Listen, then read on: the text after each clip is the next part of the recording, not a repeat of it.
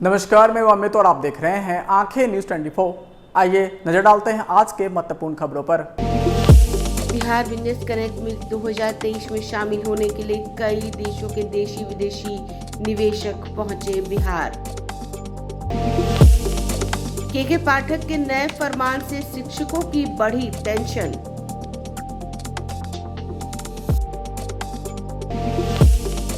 बिहार में ठंड ने बढ़ाई कनकनी, 21 जिलों का पारा लुढ़का। शराबबंदी के सवाल पर प्रशांत किशोर ने महागठबंधन और भाजपा को घेरा। और बिहार शरीफ में महिला आयोग आपके द्वार कार्यक्रम का किया गया आयोजन।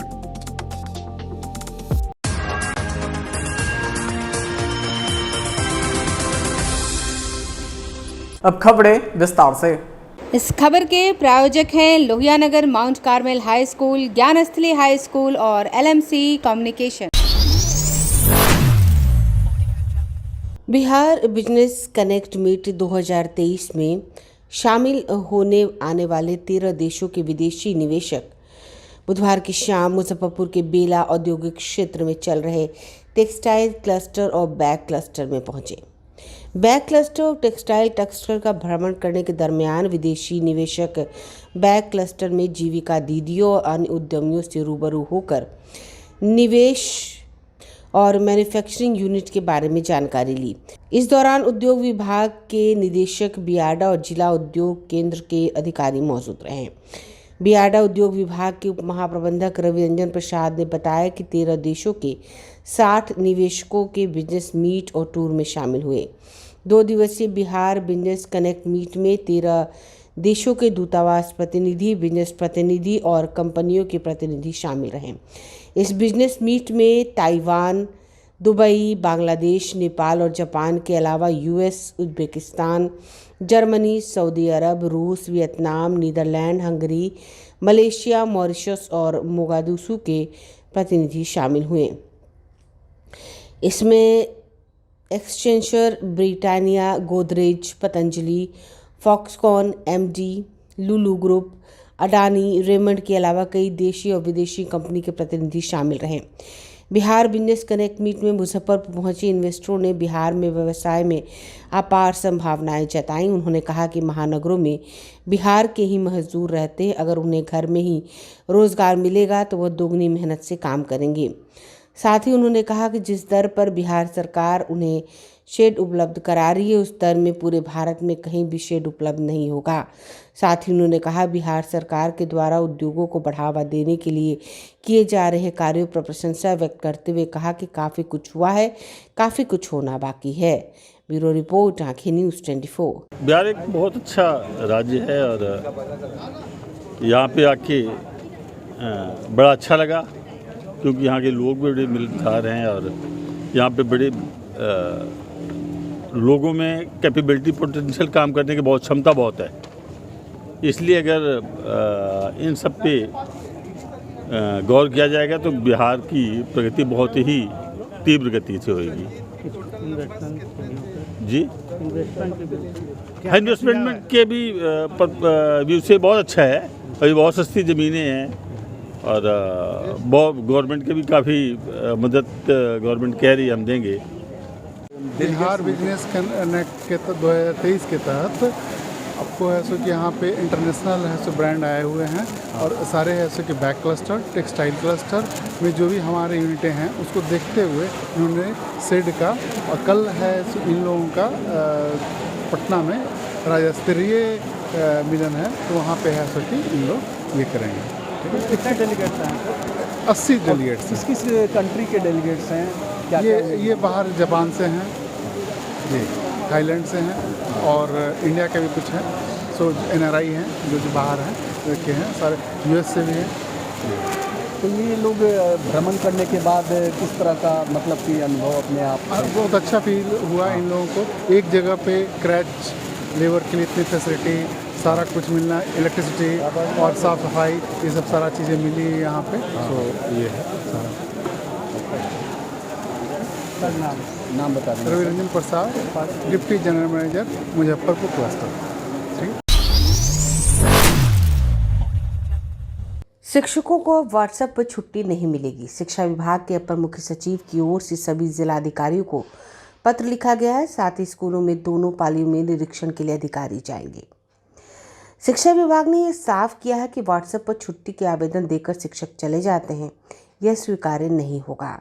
शिक्षकों को अपनी छुट्टी का आवेदन भौतिक रूप से स्कूल में पहुंचना होगा, ताकि निरीक्षण करने जाने वाले पदाधिकारी यह देख सकें कि आवेदन किस तारीख को दिया गया है, किस तिथि को यह स्वीकृत किया गया है।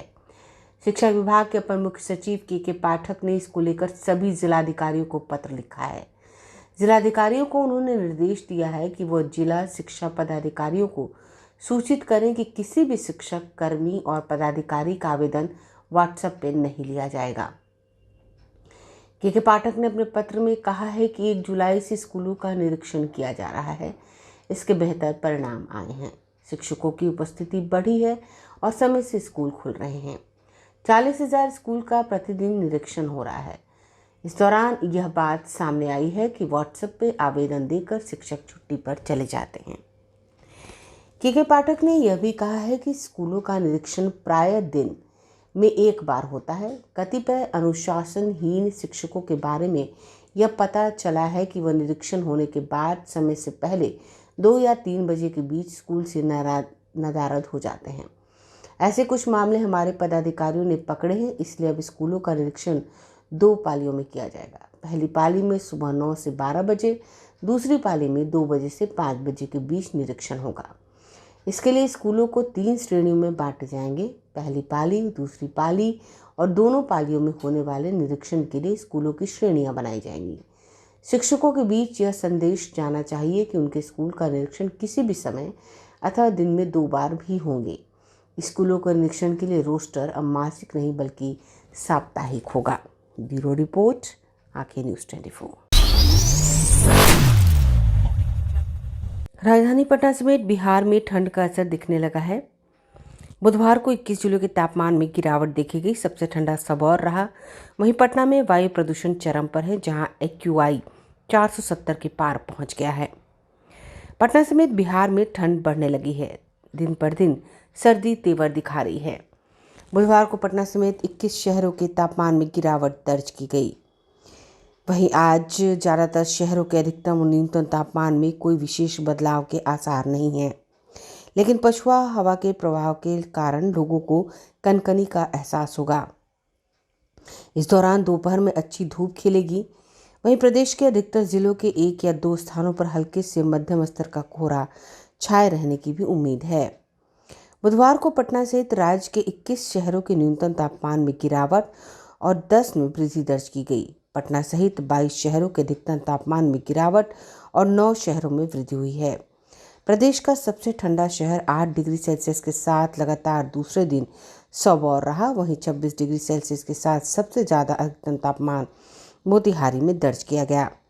सूबे में ठंड बढ़ने के साथ साथ वायु प्रदूषण भी बढ़ रहा है। धुंध के चलते बच्चे बुजुर्गों को सांस लेने में तकलीफ हो रही है। राजधानी पटना का हाल सबसे बुरा है। वायु गुणवत्ता सूचकांक 470 पहुंच गया है। वहीं पूर्णिया, अररिया, भागलपुर और आरा का AQI भी 350 के करीब है। सबसे बेहतर सिवान और बिहार शरीफ की हवा है। भाजपा की बात कही तो सम्राट चौधरी जैसे लोगों का तो बोलने का कोई मतलब है नहीं। अभी तो कल तक जब ये सरकार में थे नीतीश कुमार के साथ, तभी 1 साल पहले तक सरकार चला रहे थे, तब तो खुद ही शराबबंदी लागू करने के पक्ष में थे। अगर आज विरोध कर रहे हैं या पक्ष में कर रहे हैं, उनके बोलने का मतलब क्या है? तेजस्वी यादव 1 साल पहले तक उनको शराब माफिया दिख रहा था और आज उनको शराबबंदी में फायदा दिख रहा है। जीतन राम मांझी के लड़के अभी मंत्री थे, तब उनको शराबबंदी नहीं दिख रहा था। जब अब सरकार आएगा तब बदलेंगे। उनका लड़का था ना अभी मंत्री, अभी कल मंत्री बनेगा तो शराबबंदी से उनको फायदा दिखने लगेगा। जनसुराज के संस्थापक प्रशांत किशोर ने शराबबंदी पर भाजपा और राजद पर निशाना कसा है। उन्होंने कहा कि सम्राट चौधरी जैसे लोगों के बोलने का कोई मतलब नहीं है। तेजस्वी यादव को 1 साल पहले तक दिख रहा था शराब माफिया, अब नजर आ रहा है फायदा। बिहार के लोगों को उनके हितों के प्रति पदयात्रा के माध्यम से लगातार जागरूक कर रहे जन स्वराज के सूत्रधार प्रशांत किशोर ने बिहार में लागू शराबबंदी को लेकर भाजपा, जदयू, राजद और जीतन राम मांझी की पार्टी के नेताओं की आपस में मिलीभगत की पोल खोलते हुए बड़ा बयान दिया। प्रशांत किशोर ने कहा, शराबबंदी को लेकर जहां तक भाजपा के स्टैंड की बात है तो भाजपा के प्रदेश अध्यक्ष सम्राट चौधरी जैसे लोगों के बोलने का कोई मतलब नहीं। अभी कुछ दिनों पहले तक जब ये जदयू के साथ सरकार में थे, नीतीश कुमार के साथ अभी 1 साल पहले तक ये सरकार चला रहे थे, तब तो खुद ही शराबबंदी लागू करने के पक्ष में थे। आज जब विरोध में है तो उन्हें बोलने का कोई मतलब नहीं। प्रशांत किशोर ने कहा, इसी तरह से तेजस्वी यादव के 1 साल पहले तक शराब माफिया दिख रहा था, आज उनको शराबबंदी से फायदा दिख रहा है। जीतन राम मांझी की बेटी अभी कुछ दिनों पहले तक तो सरकार में मंत्री थे तो उनको शराबबंदी नहीं दिख रही थी। अब जीतन राम मांझी कह रहे हैं उनकी सरकार जब आएगी तब इसको बदलेंगे। जीतन राम मांझी का लड़का अभी तक तो मंत्री था, अभी फिर से कल जब मंत्री बन जाएगा तो उनको भी शराबबंदी में फायदा दिखने लगेगा। ब्यूरो रिपोर्ट, आंखें न्यूज़ 24। भाजपा की बात कही तो सम्राट चौधरी जैसे लोगों का तो बोलने का कोई मतलब है नहीं। अभी तो कल तक जब ये सरकार में थे, नीतीश कुमार के साथ अभी 1 साल पहले तक सरकार चला रहे थे, तब तो खुद ही शराबबंदी लागू करने के पक्ष में थे। अगर आज विरोध कर रहे हैं या पक्ष में कर रहे हैं, उनके बोलने का मतलब क्या है? तेजस्वी यादव 1 साल पहले तक उनको शराब माफिया दिख रहा था और आज उनको शराबबंदी में फायदा दिख रहा है। जीतन राम मांझी के लड़के अभी मंत्री थे, तब उनको शराबबंदी नहीं दिख रहा था। जब अब सरकार आएगा तब बदलेंगे। उनका लड़का था ना अभी मंत्री, अभी कल मंत्री बनेगा तो शराबबंदी से उनको फायदा दिखने लगेगा। जो हम लोगों को जो केसेस पुराने हैं वो केसेस लेकर के हम लोग आए हैं, यहाँ पे कैंप लगा रहे हैं। जो आज सुनवाई हम लोग कर रहे हैं, तो आप देख रहे हैं जो पुराने केसेस को जो 3 साल 4 साल से पेंडिंग पड़ा हुआ है, आज जो आएंगे उसको हम जो समझौता हो गए हम ख़त्म करेंगे। यदि समझौता नहीं होगा उसको दे देंगे। और नए केस है जैसे चिट्ठी के माध्यम से आयोग में भेजा जाता है, उसको लेकर के आए हैं। जो उसको बुलाया गया है जिसको केस को चालू करें या बंद करें। तो लोग बहुत पुलिस केस है उसको हम लोग लिए हैं, हम लोग को रिपोर्ट मिल गई है, उसको ख़त्म कर देंगे।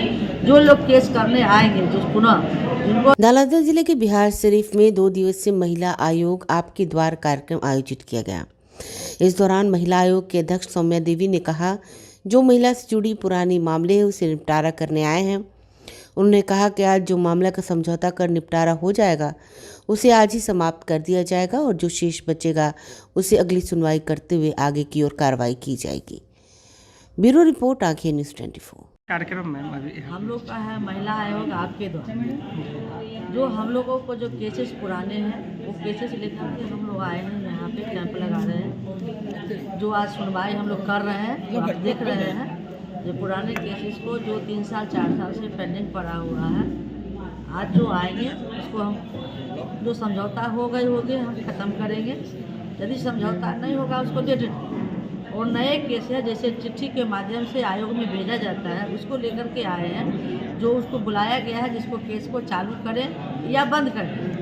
तो लोग बहुत पुलिस केस है उसको हम लोग लिए हैं, हम लोग को रिपोर्ट मिल गई है, उसको ख़त्म कर देंगे। जो लोग केस करने आएंगे जो पुनः जिनको जागरूकता होगी जो हम केस करेंगे पुनः हमको ख़त्म नहीं हुआ है, उनका हम लोग आज डायरी मेंशन कर लेंगे और फाइल तैयार करके उनको ले जाएंगे, फिर सुनवाई आगे। यही के लिए हम लोग आज धरना में आए हैं। 2 दिन का है, आज हमारा वादी प्रतिवादी का है, कल हमारा केसेस चालू है। क्या नाम लिखते हैं? मैं अश्वमेध देवी, मैं महिला राजमेरा के अध्यक्ष। समाचारों में वक्त हो चुका है एक छोटे से अंतराल का। I am Shalini Singh, principal of Lohiyanagar Mount Carmel School. Here in our school we give best education and good environment to our students where they can learn well.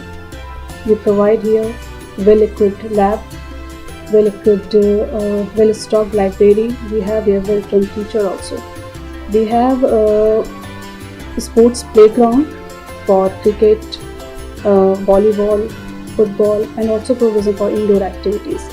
So we have here security system, information and communication technology. So we have all facilities here in our school where students feel comfortable and secure.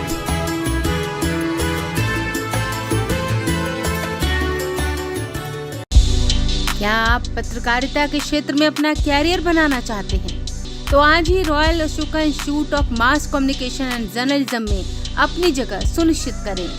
Aryabhata ज्ञान विश्वविद्यालय पटना से मान्यता प्राप्त 100% placement के साथ royal Ashoka institute of mass communication and journalism नामांकन जारी है। हमारा पता है DS/16 गायत्री मंदिर के समीप कंकड़ बाग पटना 8,20,000। आप हमें संपर्क भी कर सकते हैं। हमारा मोबाइल नंबर है 9955456126। ब्रेक के बाद आपका फिर से स्वागत है।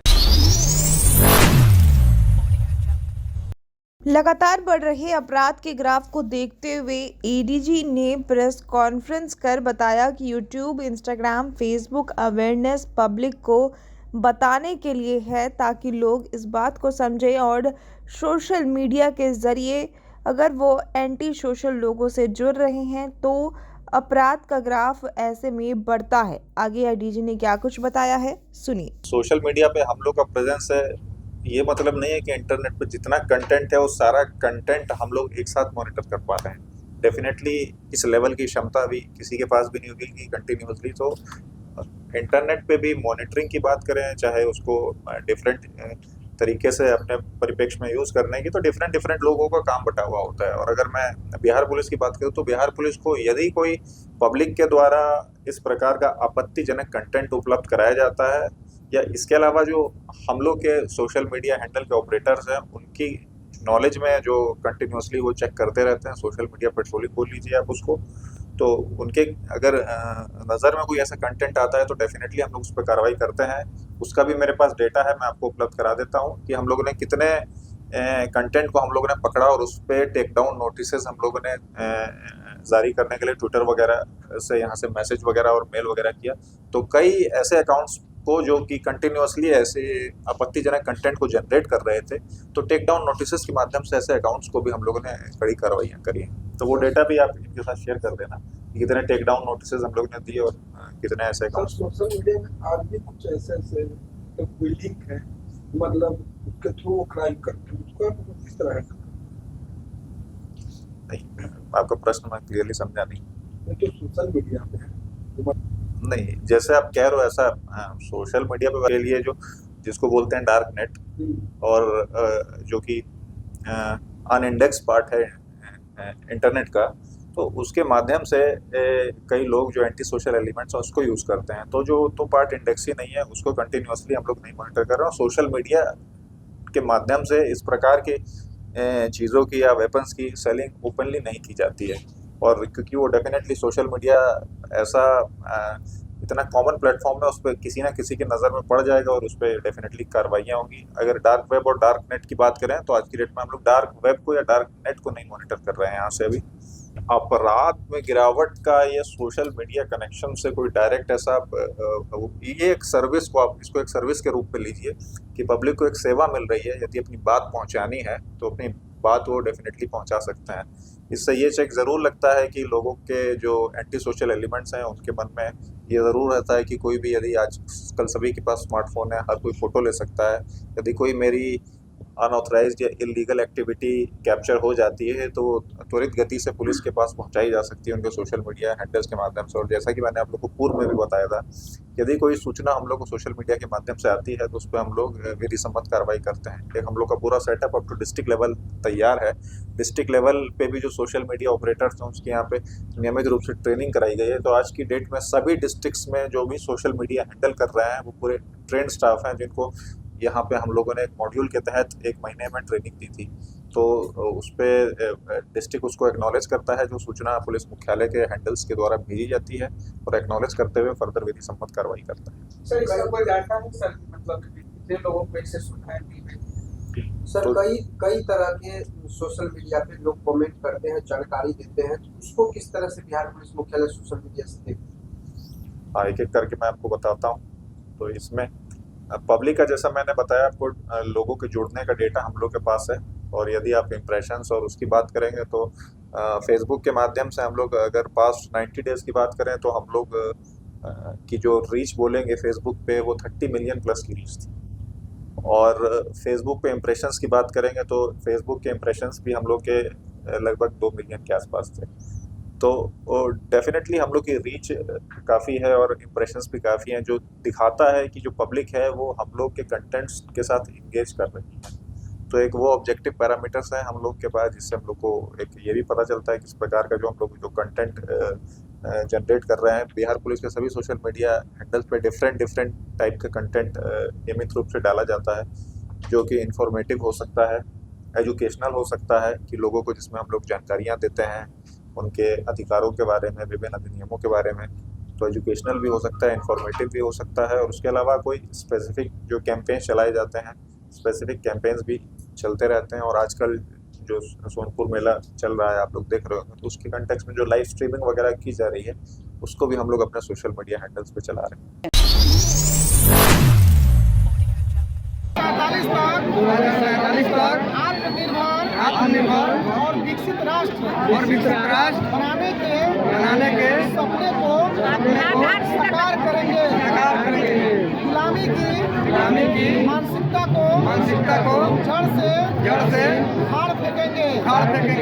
पंचायत भवन जोगटिया में विकसित भारत संकल्प यात्रा कार्यक्रम संपन्न हुआ। पूर्व डिप्टी सीएम रेणु देवी तथा पंचायत मुखिया कुंती देवी के पुत्र विपिन शाह ने संयुक्त रूप से कार्यक्रम का उद्घाटन किया। वहीं अपने संबोधन में पूर्व डिप्टी सीएम ने बताया कि भारत विश्व गुरु रहा है और रहेगा। वर्ष 2047 तक भारत विश्व का सबसे विकसित राष्ट्र होगा। प्रधानमंत्री नरेंद्र मोदी के कुशल नेतृत्व में भारत का स्वर्गीय विकास हो रहा है। विकसित भारत संकल्प यात्रा आयोजन के दौरान स्वास्थ्य शिविर का आयोजन किया गया था, जिसमें ग्रामीणों का निःशुल्क जांच हुआ और दवाइयां भी दी गई। वहीं इस दौरान मोदी सरकार की गारंटी भारत के लोगों को दी गई कि गरीबी मुक्त जीविका द्वारा पूर्ण शराबबंदी जन जागरूकता अभियान, प्रधानमंत्री उज्ज्वला योजना संबंधित बैनर पोस्टर भी लगाए गए।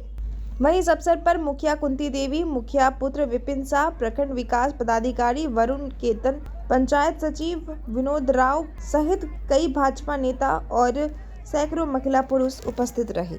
कि आज केंद्र सरकार ने अपनी सारी योजनाओं को और कैसे हम 2047 में विकसित भारत हो जाएंगे और हम जो पहले जो सोने की चिड़िया कहलाते थे हमेशा सोने की चिड़िया ही कहलाएंगे। जो जनता की सुविधा है, चाहे वो आयुष्मान कार्ड हो, चाहे उज्ज्वला योजना हो, चाहे हमारा कृषि का कार्य हो। अभी देखे होंगे कि कृषि का जितना भी यंत्र है वो भी अभी मिल रहा है सबसे ज़्यादा सब्सिडी में। और इस तरह से जो हेल्थ चेकअप है और सारी जो सुविधाएं हैं, इन सुविधाओं को लेकर और युवाओं को प्रेरित किया जा रहा है। आज हमारा विश्वकर्मा योजना जो अभी लॉन्च किया है, उसमें चाहे सोनार हो, चाहे दर्जी हो, चाहे बढ़ई हो, चाहे लोहार हो, चाहे इस तरह से काम करने वाले लोग हों, अगर उनके पास ट्रेड है तो वो अपना उस फॉर्म को भरेंगे और जाएंगे और वहाँ पे 5 दिन का ट्रेनिंग लेंगे। ट्रेनिंग का भी उनको 2500 रुपये मिलेगा और 15,000 का सामान मिलेगा और 1 लाख रुपया उनको लोन मिलेगा, जो कि 3 साल में सराहना है।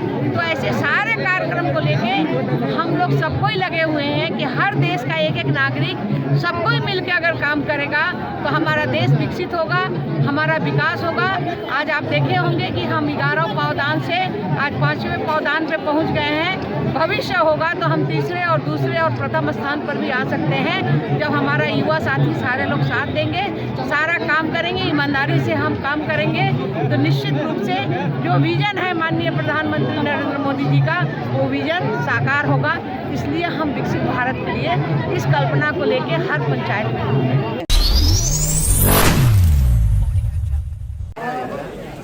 भाजपा की प्रदेश अध्यक्ष सम्राट चौधरी ने कहा है कि आज हमारे पार्टी में लगातार लोग शामिल हो रहे हैं। इसका पूरा श्रेय अगर जाता है तो वो जनता दल यूनाइटेड और आरजेडी को जाता है।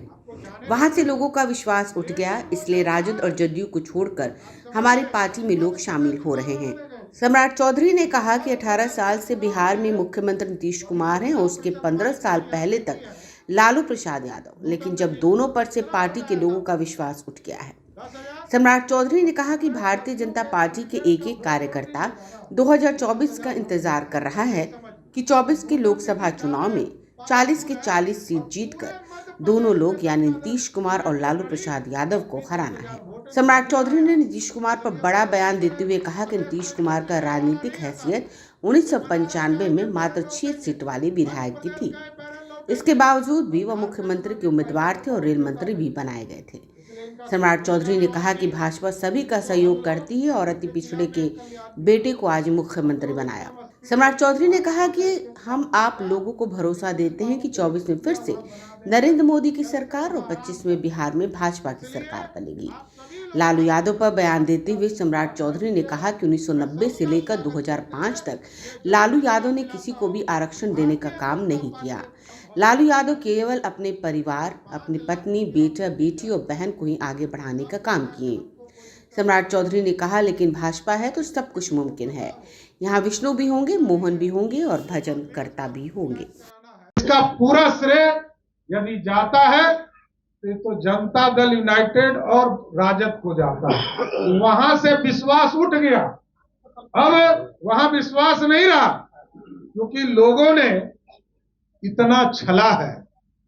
18 साल से नीतीश कुमार जी बिहार के मुख्यमंत्री हैं और उसके पहले 15 साल तक लालू प्रसाद जी बिहार के मुख्यमंत्री रहे साहब। अब दोनों पर से विश्वास उठ गया और भारतीय जनता पार्टी का एक एक कार्यकर्ता इंतजार कर रहा है कि 2024 का चुनाव आए तो 40 की 40 सीट जीतकर दोनों को हराने का काम करें, एक को नहीं दोनों को। और बड़ा स्पष्ट है, देखिए भाजपा सबको सहयोग करते रही। नीतीश जी का राजनीतिक हैसियत 1995 में मात्र 6 सीट वाले विधायक की थी, तब भी मुख्यमंत्री का उम्मीदवार बनाया, रेल मंत्री बनाया। उसके पहले लालू प्रसाद जी को भी अपने 39 विधायकों का समर्थन देकर बिहार के मुख्यमंत्री के गद्दी पर बैठाया। उसके पहले गुदरी के लाल कर्पूरी ठाकुर जी को भी, सरदेव कर्पूरी ठाकुर जी को भी 2 बार मुख्यमंत्री बनाने का काम किया था। भाजपा सबका सहयोग करती है। अति पिछड़ा के बेटा को मुख्यमंत्री बनाया, 2 पिछड़ा के बड़े नेता को गद्दी पर बैठा, लेकिन दोनों भाजपा के नहीं हुए। आज आपकी ताकत आई है, हम पूर्ण भरोसा देते हैं कि 24 में फिर से नरेंद्र मोदी की सरकार और 25 में भाजपा की सरकार बनाने का काम कीजिए। क्योंकि दूसरे लोग आपको यह समझाते होंगे कि हम आरक्षण के समर्थक हैं। आप समझिए 1990 से लेकर 2005 तक लालू प्रसाद जी बिहार के मुख्यमंत्री रहे, उनकी पत्नी मुख्यमंत्री रही, लेकिन किसी को आरक्षण नहीं मिला। यहां पर मुन्ना लाल पासवान जी हैं। 2001 का चुनाव जब जिला परिषद पंचायती राज का हुआ, तब ना किसी दलित समाज को भी कोई आरक्षण नहीं, और वो लालू जी का राज था। 2002 में नगर निकाय का चुनाव हुआ, ना अति पिछड़े को आरक्षण था, ना दलित को आरक्षण था, किसी वर्ग को आरक्षण नहीं था। और 1990 से लेकर 2005 तक लालू प्रसाद जी ने कभी बिहार के लोगों को आरक्षण नहीं दिया, आगे भी नहीं देंगे साथियों। वो सिर्फ बोलने वाले नेता हैं, बोलते रहते हैं, जिसने बनाया उसी के खिलाफ बोलते रहते, इसलिए बोलने वाले को बोलने दीजिए। लेकिन 2024 और 25 में भाजपा की कमल को खिलाना है, तभी बिहार नया बिहार बन पाएगा, क्योंकि सामने वाले का आरक्षण फिक्स है। भाजपा का आरक्षण गरीबों का आरक्षण है, भाजपा का आरक्षण महिलाओं का आरक्षण है, भाजपा का आरक्षण युवा का आरक्षण है, और भाजपा का आरक्षण का मतलब गरीब का आरक्षण है। लेकिन उनका आरक्षण का मतलब क्या है? लालू प्रसाद जी कहते हैं मेरा आरक्षण किसको मिलेगा? श्रीमती राबड़ी देवी को मिलेगा, इनको मुख्यमंत्री मिलेगा। फिर कहा मेरी पत्नी अब छोड़ दो, अब मेरे बेटा को उप मुख्यमंत्री बनाओ। फिर कहा दूसरे बेटा को मंत्री बनाओ। और तीसरा, जब उनकी बेटी चुनाव लोकसभा हार गई तो उन्होंने कहा कि अब मेरी बेटी को भी राज्यसभा में जाओ, एमपी बनाओ। यही है आरक्षण। ये फर्क है साथियों। हमारे यहाँ मोहन यादव भी हो सकते हैं, भजन लाल शर्मा भी हो सकते हैं, और हमारे यहाँ विष्णु सोई भी हो सकते हैं। आप सोचिए, भाजपा है तो सब कुछ मुमकिन है। यहाँ ब्यूरो रिपोर्ट, आंखें न्यूज 24। भी होंगे और भजन करना भी होगा। आज के लिए बस इतना ही। ताज़ा तरीन खबरों के लिए देखते रहें आंखें न्यूज़ 24, नज़र हर खबर पर। अगर आपने अब तक हमारे चैनल को लाइक, सब्सक्राइब, शेयर नहीं किया है तो जल्द से जल्द हमारे चैनल को लाइक करें, सब्सक्राइब करें और बेल आइकन को दबाना ना भूलें। नमस्कार। इस खबर के प्रायोजक हैं Lohia Nagar mount Carmel high school, Gyansthali high school और LMC कम्युनिकेशन। अगर आप भी अपने दुकान, प्रतिष्ठान, school, college, coaching centre, restaurant, cafe का विज्ञापन देना चाहते हैं, वो भी किफ़ायती दर पर, तो आंखें न्यूज़ 24 लेकर आया है आपके लिए एक सुनहरा मौका। आंखें न्यूज़ 24 न्यूज़ पोर्टल की दुनिया में बिहार का सबसे उभरता हुआ चैनल, जहां बिहार झारखंड से जुड़े तमाम बड़ी खबरें देखने को मिलती है। तो देर किस बात की, आज भी जुड़े आंखें न्यूज़ 24 के साथ। संपर्क करें हमारे व्हाट्सएप नंबर 8935876430 पर। क्या आप पत्रकारिता के क्षेत्र में अपना कैरियर बनाना चाहते हैं? तो आज ही royal Ashoka institute of mass communication and journalism में अपनी जगह सुनिश्चित करें। आर्यभट्ट ज्ञान विश्वविद्यालय पटना से मान्यता प्राप्त 100% प्लेसमेंट के साथ royal Ashoka institute of mass communication and journalism नामांकन जारी है। हमारा पता है DS/16 गायत्री मंदिर के समीप, कंकड़बाग, पटना 8,20,000। आप हमें संपर्क भी कर सकते हैं। हमारा मोबाइल नंबर है 9955456126।